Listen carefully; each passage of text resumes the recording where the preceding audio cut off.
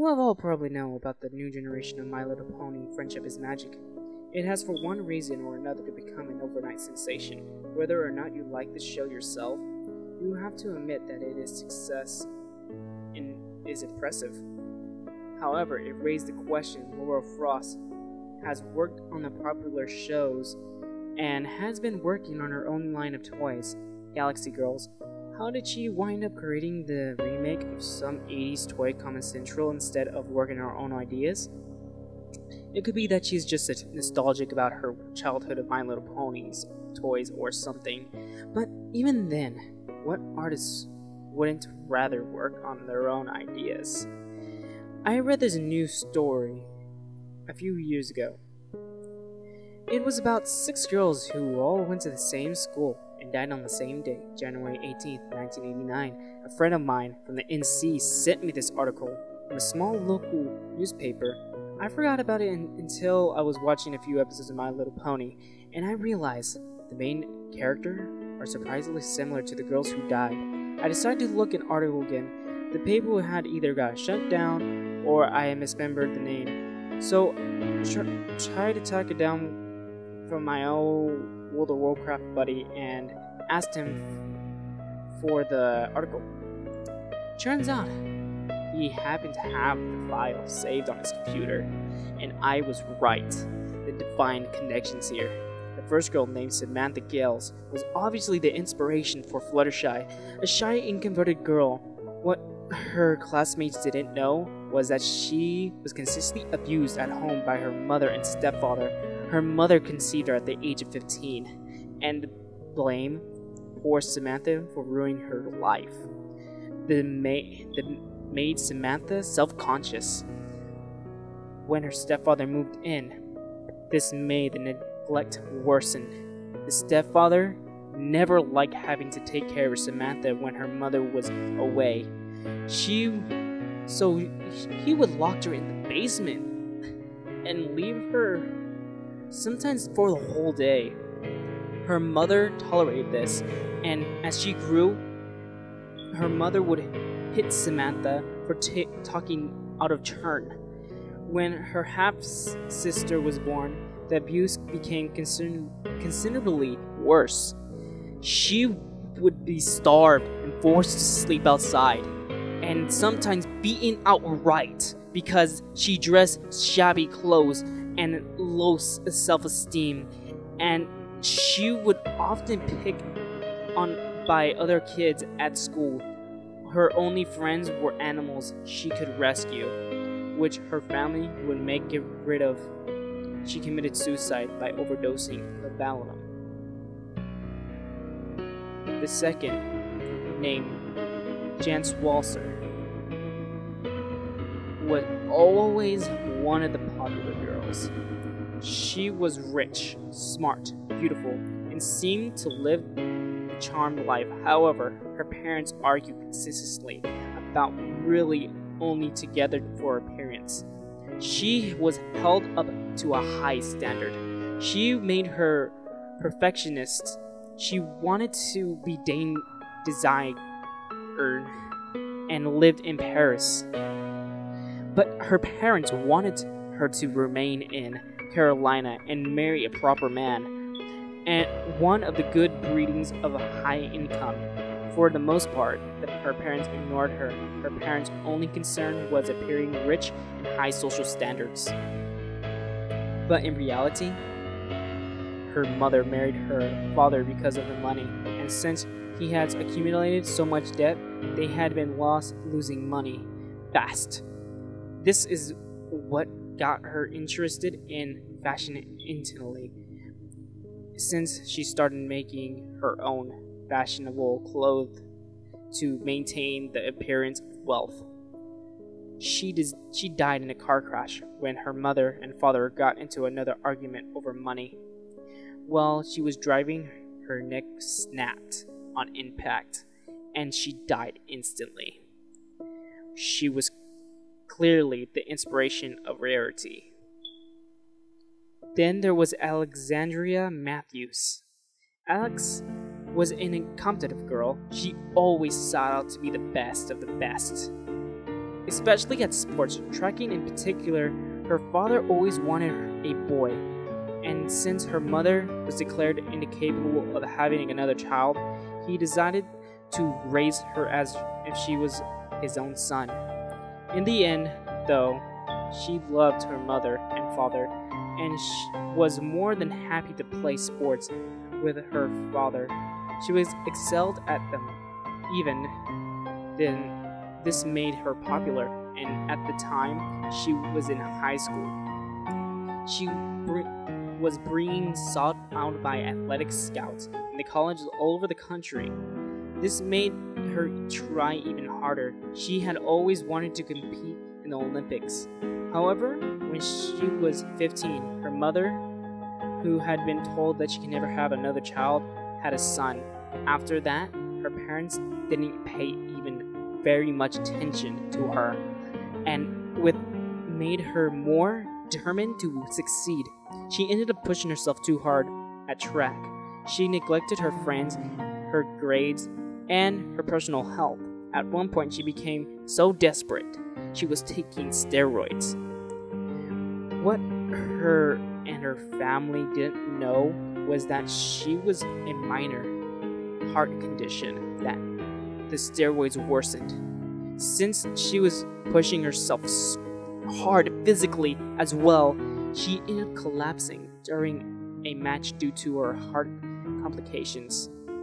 She died in the hospital. A few days later, in the show, Rainbow Dash seemed the most similar. The girl most similar to Applejack, James Sanders, was a farm girl just like the character based off of her.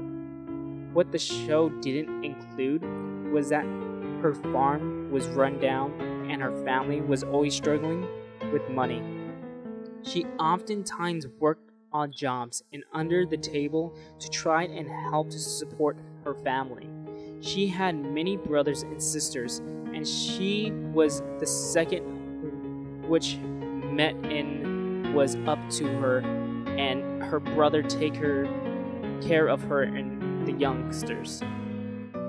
This meant she didn't have enough time to hang out with her friends, or take any auxiliary activities, or even do her homework on most of the nights. She had an aunt, whom her family from her home from Manhattan was based off, who kept offering to send her money to support her mother and father, but they've been proud always refused. That is until her father died from a heart attack in 1987. Her mother followed shortly after, having killed herself when she couldn't handle the pressure of taking care of all the kids and the children. Then they were taken in their then senile grandma, who was incapable of truly taking care of them. Jamie herself oftentimes helped out with her family's yard work to keep her family afloat. She died when she fell into wood chipper. Pinkie Pie, inspirationally, probably has been the saddest story. Katherine Jackson was a foster child and moved to home her birth. Her father killed the mother and himself in a fit of rage when she was 5, and she could never quite settle into a good home. Some of her foster families would take her in, merely interested in the factional support adopting a child would bring, and would refuse to feed on or clothe her. Even when she was in a nice home with a good family, the old memories still haunt her, breaking the fragile sanity into a million pieces. She would have nightmares of her mother screaming and bleeding, and her father screaming for her, claiming to be after her next. By the time she was in high school, she completely snapped. She started to hallucinate and act out in class. Many of the other kids and Even teachers assumed that she was merely hyperactive and was trying to be funny. She would oftentimes paint and draw and write about fantasy things and dressed in over-the-top clothing. And while her conditions was getting worse and worse, the voice of imagines become more realistic and more demanding. She died when she was jumping off a building. One of the voices have told her she could fly.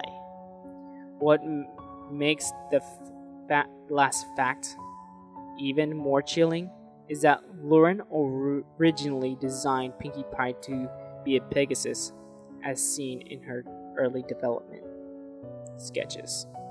The last Twilight Sparkles inspiration was a student by the name of Cynthia Letty. She was held up to the high standards from the young age. Her older brother was always getting awards for academic and athletic achievements, and she was held to the same high standards. She ended up neglecting other facts of her life in order to make sure she got the best grades. For a while, she worked. Her parents were proud of her accomplishments and bragged to their friends about having not just one genius child, but two. That this is until a local private academy for her gifted started to become interested in her. Among several other active students, she knew that this would be the best opportunity. She would have to prove herself as the perfect child.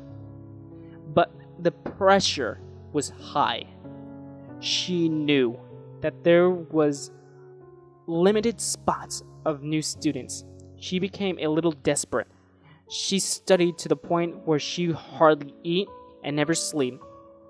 As the test closed in, she packed and she opted to find the cot. Her parents were horrified. She sank into the deep depression and eventually hung herself to save herself from the shame of being an imperfect child. You might be wondering now why Lauren Frost would be inspired to make a sweet child inspiration by the desperate events. Perhaps she felt some odd need to give the girls closure, or perhaps to tell their stories in any way she could. Think about it in one of the episodes named The Cute Mark Chronicles. Each pony described of how they each earned one cute mark, Rainbow Dash, who was able to make a sonic boom on the same day for all the girls that had to make them be able to earn their cutie mark. Really makes you tend to wonder about each girl's death in real life on the same day. And in show, Fluttershy is able to take care of all the animals she adores. Rarity is a successful designer with loving parents. Rainbow Dash is in fact a great athlete. Applejack is a successful farmer. Pinkie Pie is happy, not a care in the world. And Twilight Sparkles was accepted in an exclusive school. Maybe, just maybe, she wanted to give a spirit to all these girls what they always wanted.